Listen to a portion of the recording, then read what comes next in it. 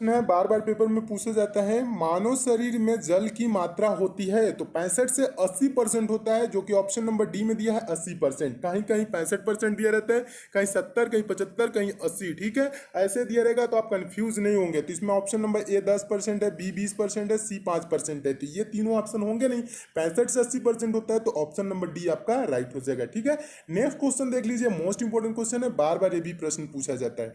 मनुष्य का सामान्य तापक्रम लगभग होता है, तो इसमें आपका डिग्री सेंटीग्रेड में कितना होता है, तो आपका 37 डिग्री सेंटीग्रेड होता है, जो कि किसी ऑप्शन में नहीं है। और फॉरेनहाइट में कितना होता है, तो 98.6 क्या हो जाएगा, 98.6। ऑप्शन नंबर ए आपका राइट हो जाएगा। ठीक है, ये भी प्रश्न बहुत बार पेपर में पूछा जा चुका है। नेक्स्ट क्वेश्चन देख लीजिए, मानव शरीर में आहार यानी कि भोजन मुख्यतः डॉट डॉट डॉट में पचता है।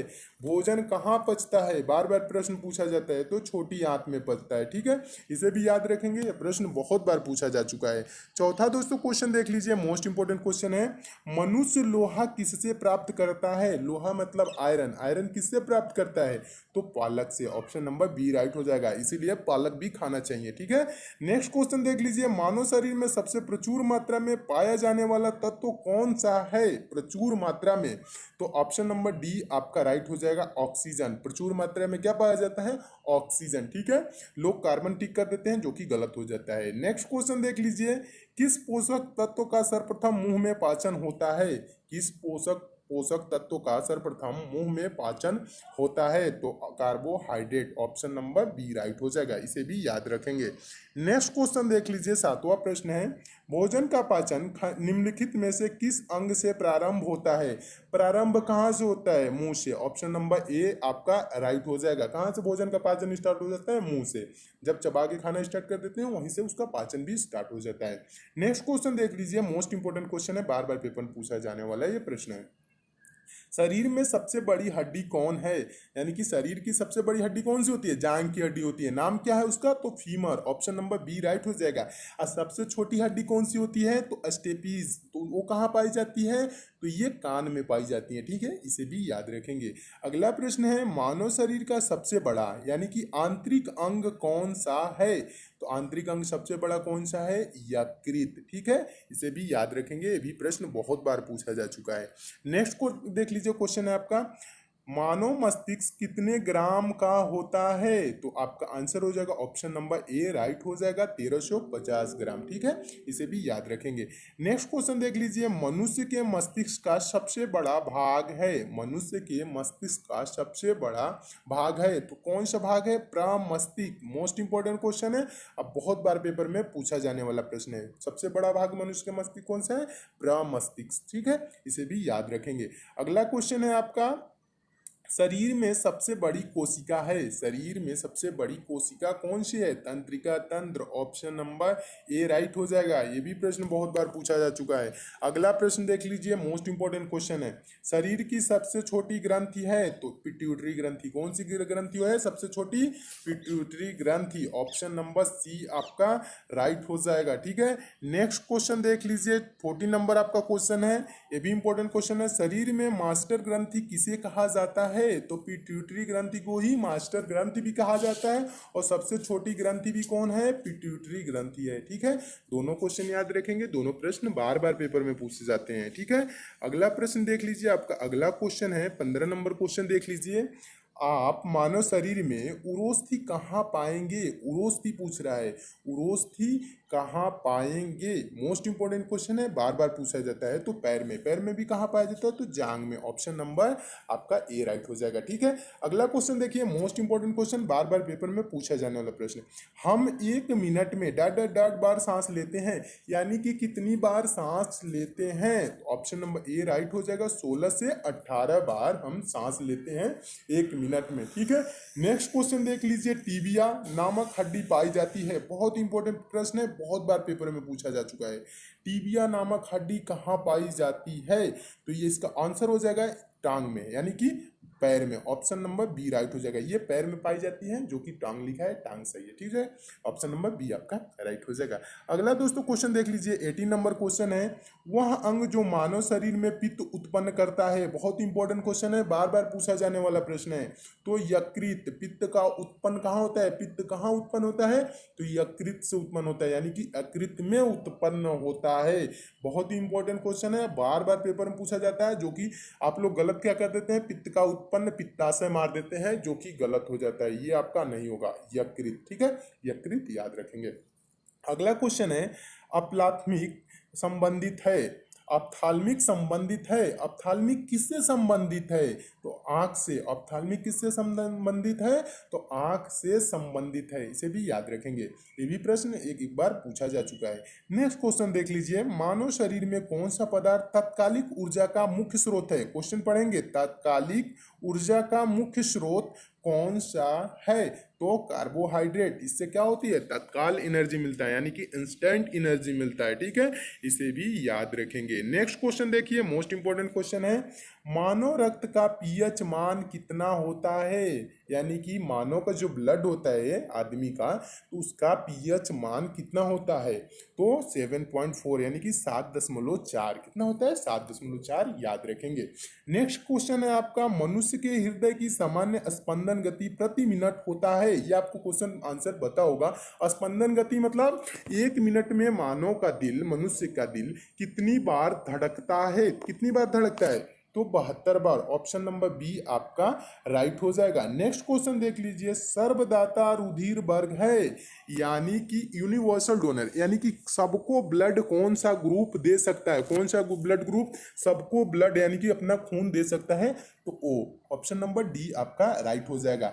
नेक्स्ट क्वेश्चन है, इंपॉर्टेंट क्वेश्चन है, ये भी प्रश्न बहुत बार पेपर में पूछा जा चुका है, सर्वग्राही रक्त समूह है, यानी कि सबसे ब्लड कौन ले सकता है, ये नहीं इसको मार देंगे, सबसे ले सकता है, जो सबको दे सकता है, ए कौन सा हो जाएगा, ऑप्शन नंबर डी आपका इसका था ओ, यानी कि सबको क्या कर सकता है, ये दे सकता है, और सबसे ले नहीं सकता है वो, ठीक है, सबसे ले नहीं सकता, सबसे लेने वाला कौन है, तो ऑप्शन नंबर आपका बी राइट हो जाएगा, ए बी, कौन सा हो जाएगा आपका, ए बी हो जाएगा, ए बी क्या हो सकता है, सबसे ले सकता है, ठीक है, ये सर्वग्राही कहते हैं, जो सबसे ले सकता है, ठीक है, इसे याद रखेंगे। ये प्रश्न बहुत ही पेचीदा टाइप में आप सोच लेते हैं, जो कि गलत हो जाता है, अब कुछ पेचीदा नहीं है, सबको देने वाला कौन है, ओ है, और सबसे लेने वाला कौन है, ए बी है, ठीक है, ये चीज याद रखेंगे तो आपको कोई कंफ्यूजन नहीं होगी। अगला क्वेश्चन देख लीजिए, एक ए बी ग्रुप वाला व्यक्ति खून दे सकता है, ए बी ग्रुप वाला व्यक्ति खून दे सकता है, तो किसे दे सकता है, तो केवल ए बी को ही दे सकता है, ठीक है, इसे भी याद रखेंगे। अगला प्रश्न देखिए आपका है, ओ रक्त समूह वाले आदमी का रक्त किसे दिया जा सकता है, अभी ऊपर वाले क्वेश्चन में आपको बताया ओ ब्लड ग्रुप क्या होता है, सबको दे सकता है, तो ऑप्शन नंबर डी राइट हो जाएगा, सभी रक्त समूह को दे सकता है ओ वाला, ठीक है। नेक्स्ट क्वेश्चन देख लीजिए, 27 नंबर आपका प्रश्न है, मानव शरीर में रक्तचाप निम्नलिखित द्वारा नियंत्रित होता है, बहुत इंपॉर्टेंट क्वेश्चन है, ब्लड प्रेशर किससे नियंत्रित होती है, ठीक है, तो आपका आंसर हो जाएगा एड्रिनल ग्रंथि, ऑप्शन नंबर ए राइट हो जाएगा, एड्रिनल ग्रंथि से मानव ब्लड प्रेशर नियंत्रित होता है, ठीक है, ये भी प्रश्न याद रखेंगे, ये भी बहुत बार पूछा जा चुका है।